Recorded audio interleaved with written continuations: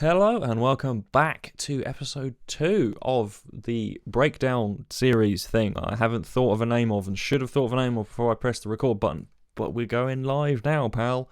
Today we're going to be breaking down Solitude / Worlds Apart from our second EP, Desolate. If you didn't know, we are doing this series because the EP has been out for 1 year as of the 11th of October, which is when episode 1 should have come out. And this is just a little bit of our celebration. So we're going to start up with this. So first thing I've got to tell you about this track is this clean section, as you can see here just before all the rhythm guitars get all big over on the right of the screen here. That was originally just the intro and then would jump square into Worlds Apart. So chord-wise, it's very similar to the rest of the track. And we start off here with just the clean guitar and some synths. So I'll solo the clean guitar.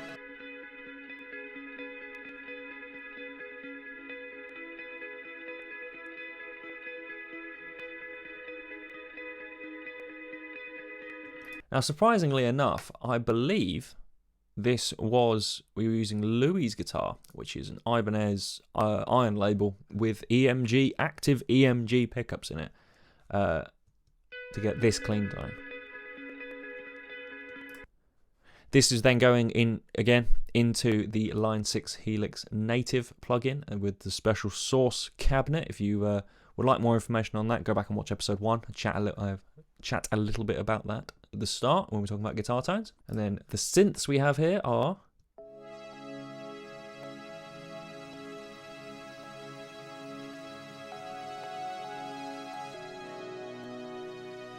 a combination of Spitfire Audio's electric piano, which is, I believe, also a Labs style plugin. So again, I'm going to be raving about how great those plugins are for sounds for the rest of this series. So if you don't already own them and you like sound design and things like that, I suggest going to check them out because you've got nothing to lose because they are free and this is not sponsored by Spitfire Audio.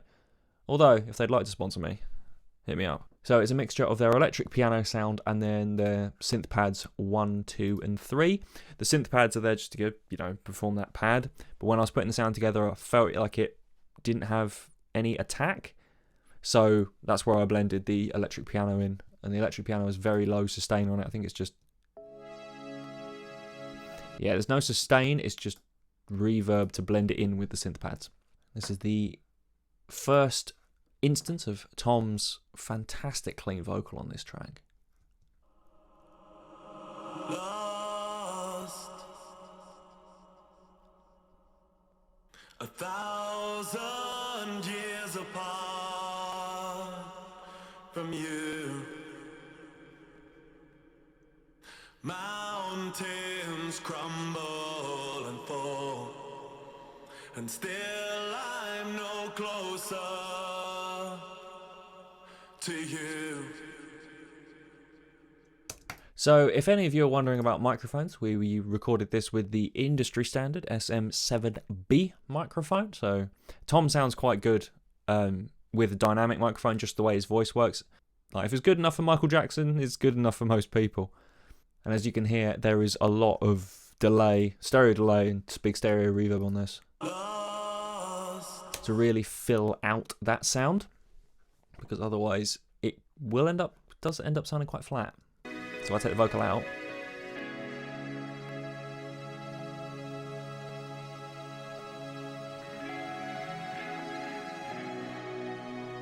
There is something, of course there's something missing. I muted the vocal, but it really sounds like there needs to be something big in the mix there. So, hence the production choices for the vocal. 1,000 years apart from you. Mountains. And then the next bit that changes, we add this really, really U2 dotted eighth note delay guitar up here. Don't worry, folks, he's going to get all the help he needs. I think if I was to combine that with the other rhythm guitar there, it just adds a lot more movement to the sound rather than... it adds another little, something for your ear to catch on to. stop it from just plodding. Many oceans, many days, countless answers, countless ways. And the next thing to enter here is Ricky with a drum kit. Well, less a drum kit, more just snare rolling.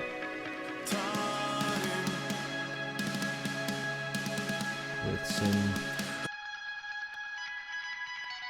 post-rocky reverb, high-end trem pick guitars, which is something we use a lot.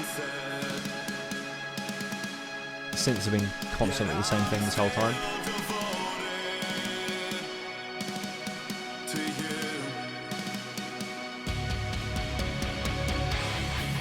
So this bit here, we added it because we thought it was a bit jarring just to jump from this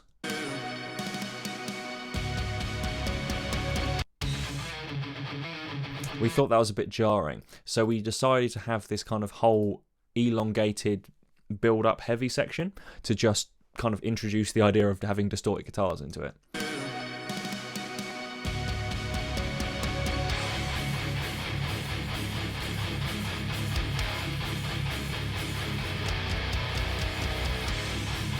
It actually comes out being way heavier than we planned it being, but we enjoy it. It's very good to play live as well. So what we've got is chugging power chords in the rhythm guitar, but to add a bit more harmony to it, because as you notice here, the synths drop out. There's no more synths. To add a bit more harmony to it, and there's of course no vocal on this section, the lead guitar, or it's more just second guitar because it's not really a lead in this section, is playing the thirds just to add more harmonic texture to the track.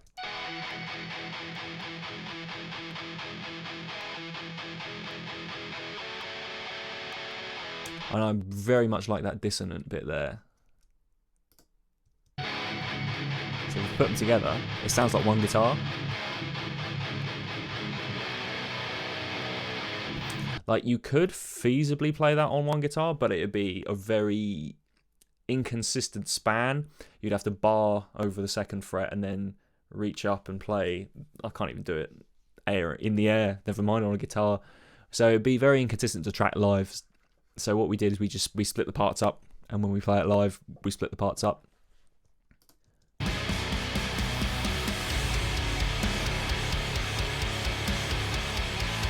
Now the chord choices here,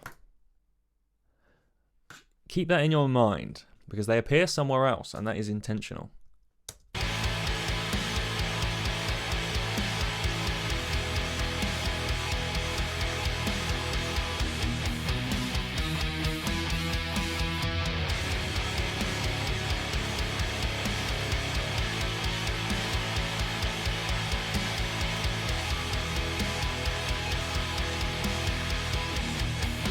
Into the main track of Worlds Apart.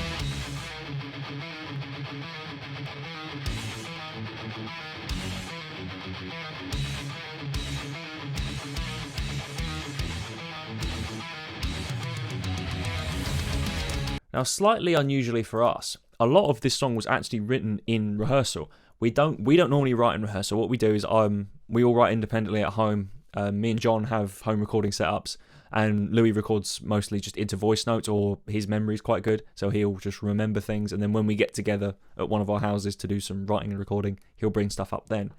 But we came up with this riff here.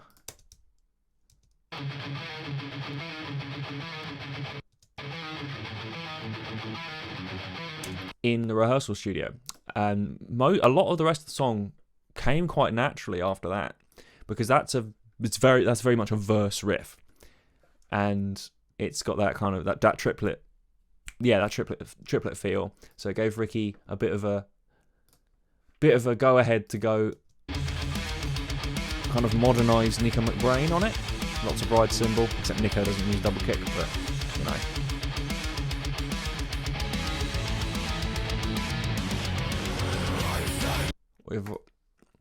We've also got a bit more kind of orchestration on this track. So if we come down to the synth section,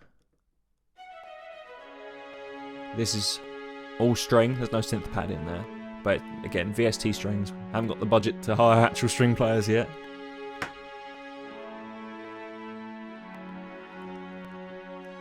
So something I'm doing in the song is that a lot of the string parts actually double what the bass is doing.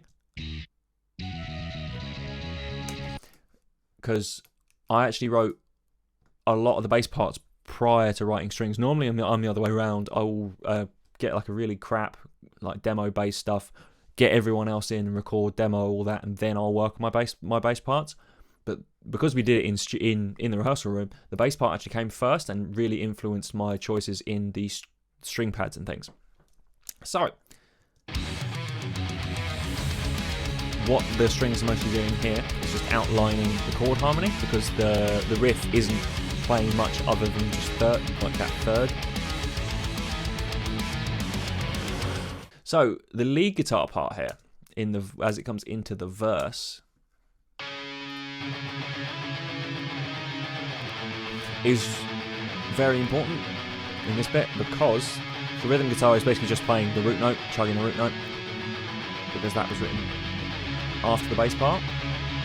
So to outline that harmony there, you really need that lead to be playing some sort of melody over the top of it, especially since Tom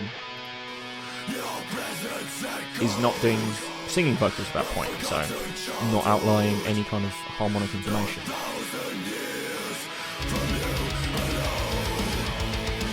Synths are doing a bit down here as well, but they're mixed quite low because we didn't want to go full Winter Sun and have the track be the loudest thing that you can hear, as in the backing track be the loudest thing you can hear. And that's just doubling the melody of the lead guitar.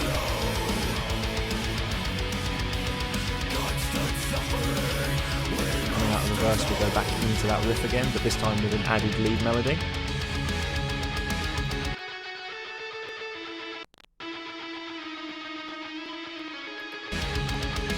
Just to, keep things fresh and interesting. Stop us from getting bored.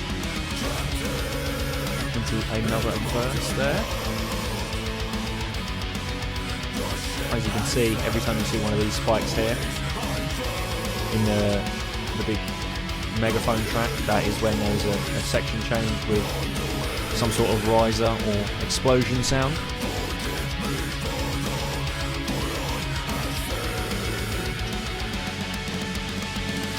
As we come into the chorus here, I'd like to show you the first entrance of acoustic guitars on the EP. These were tracked by John with his vast knowledge of how to play acoustic guitars from his years of playing in folk bands. So I thought we'd make use of that. Metal band making use of folk musicians. Bet you've never heard of that before. That's a joke, by the way. I'm aware of the existence of folk metal.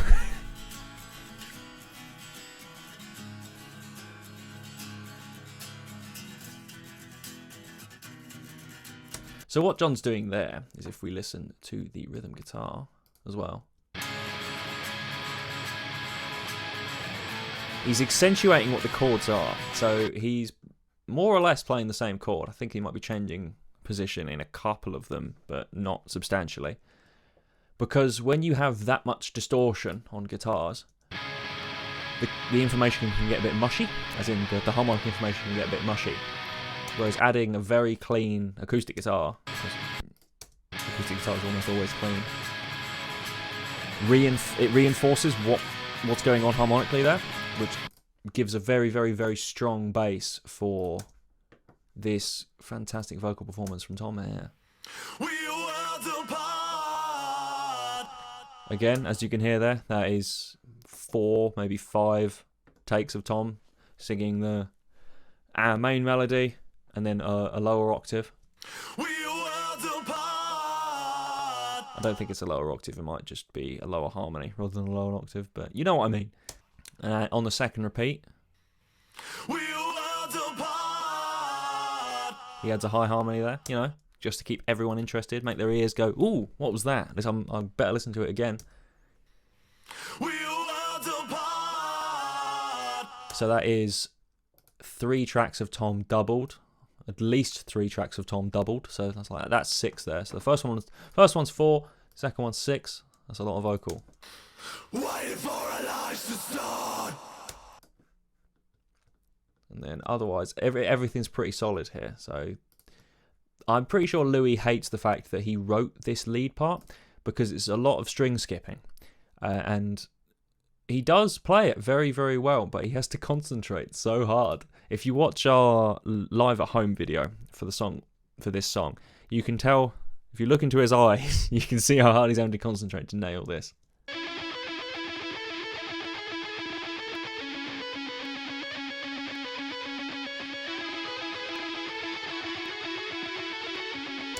And that's a little interesting bit that John added quite close to the end of the writing process. And it was actually after we demoed a lot of this, actually, was that high lead, you can hear that. Because what that does is that harmonizes with the chords without getting in the way of Louie's lead part. So that's a really, really cool bridge between the chord work and then the melody. You've got this little bit in the middle that bridges it, which I think was super, super cool. And then yeah, bass part wise is just pretty boring. A couple of fills. Ricky being ever consistent on that drum kit as he always is.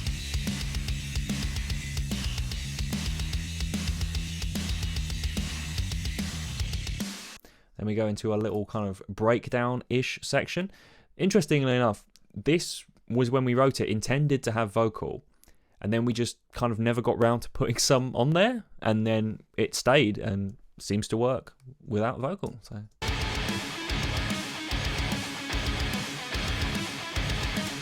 So what the track or synths are doing at this point is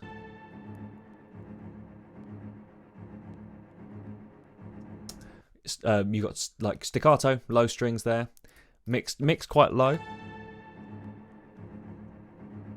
but it kind of just adds to the impact of what's going on everywhere else.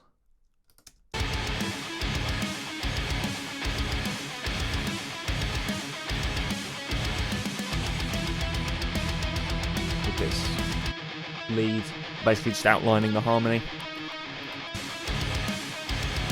which is a C sharp minor to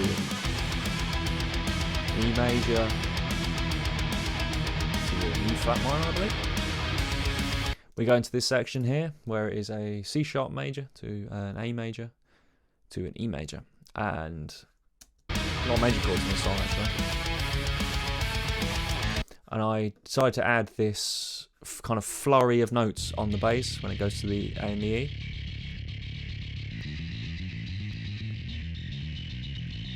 So what that is that walks up the A major scale and then down the E major the first time round.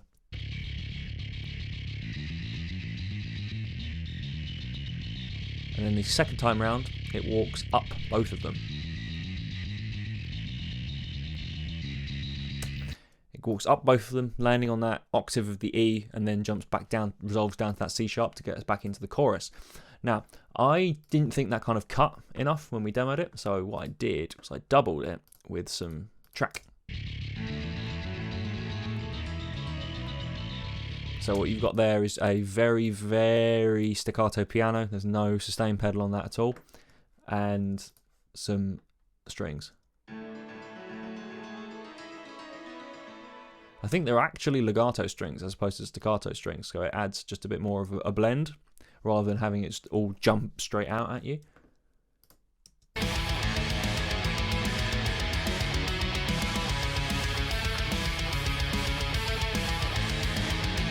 Back into the chord with the riser with reverse snare. Fantastic work there. Chorus again.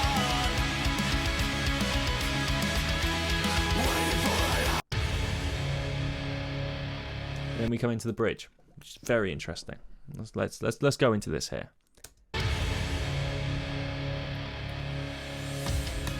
Now, listen to those drums. First thing I'd like to point out, listen to the drums. Where have we heard that pattern before? Well,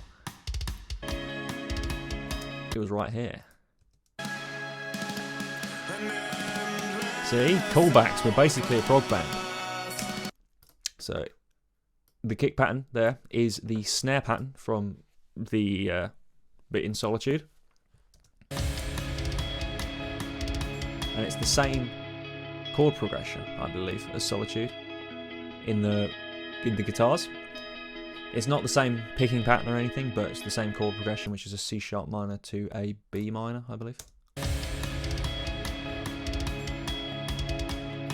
Underneath all that as well, we've got some fantastic,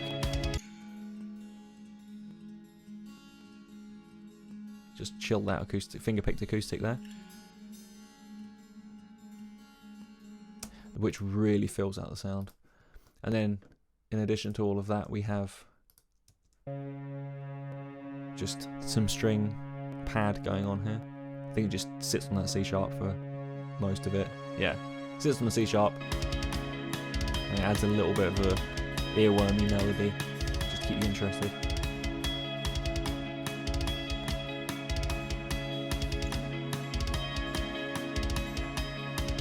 As we come into the vocal being added, we have quite a lot of delay on this. Finding a way to communicate.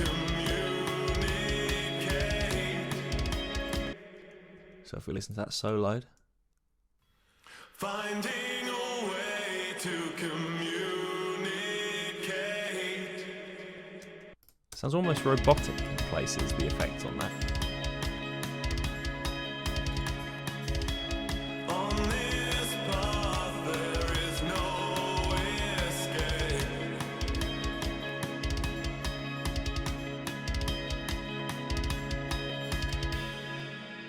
Living in solitude. So this chord progression here on the tail is something that I lifted directly from the band Yes. So what we have is we basically just move diatonically down the C sharp minor, but the next chord should be a C sharp minor, right? But it's not. It's a C sharp major, which is, for you music theory nerds out there, that's referred to as a Picardy third. You can hear one of those in use on the end of Roundabout by Yes. That whole track's in E minor, but finishes on an E major chord. The more you know. And we get into this section here, which, if you remember earlier, I told you to remember those chords. Well, it's the same chords from here, but used up here. Slightly different tempo, but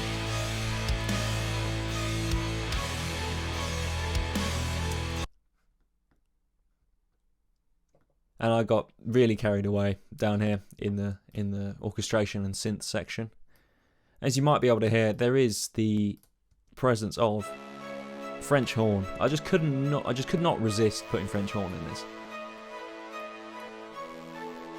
And the string part there is just to keep the movement going, because everything else is playing quite slow rhythms. So I decided to add the strings there as a faster rate of notes, just to keep the energy up, because it was, if I take those out, it kind of plods a little bit.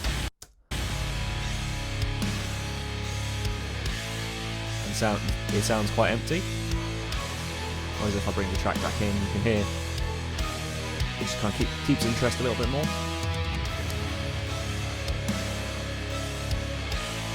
And it wouldn't be us without going into the realm of some cheese factor here. Harmonised lead solo.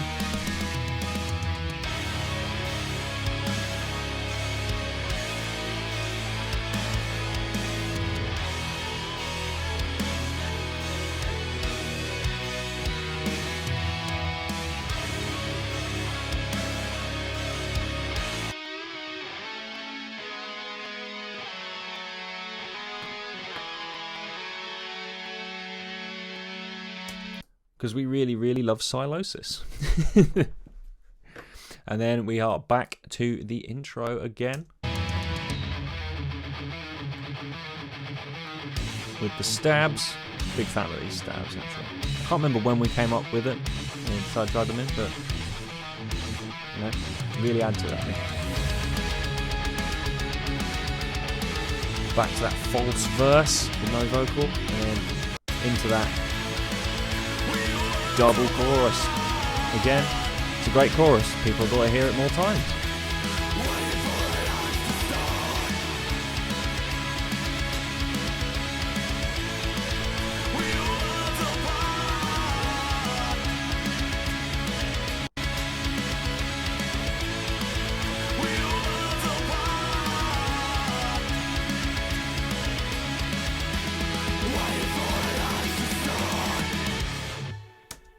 So that's it. That's the end of Solitude Worlds Apart Breakdown. That means we've got one episode left, and that is, of course, Remnants. If, before that episode comes out, you have any questions, send them my way on Instagram or Facebook. We are Earthbound Music UK on both of them. I will do my best to answer any questions that you have. Hope you've enjoyed what you're watching, and I will see you next time. Bye.